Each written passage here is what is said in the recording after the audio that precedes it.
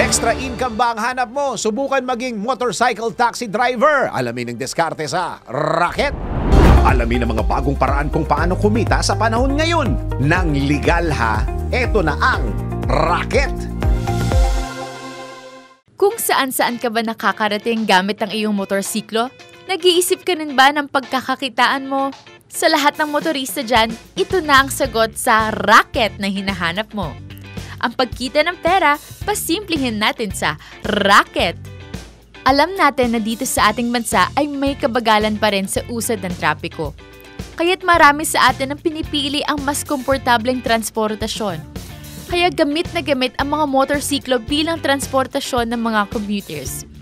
Ang kinakailangan mo lang ay iyong motorsiklo, driver's license, dokumento ng iyong motor at marapat na maalam sa mga lugar na pupuntahan mo.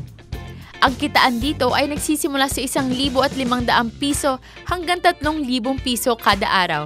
Depende yan sa oras ng iyong ibabiyahe dahil hawak mo ang iyong oras. Kaya kung may free time ka, itry mo na. Walang masamang sumubok. Sabi nga 'di ba, hindi napupulot ang pera.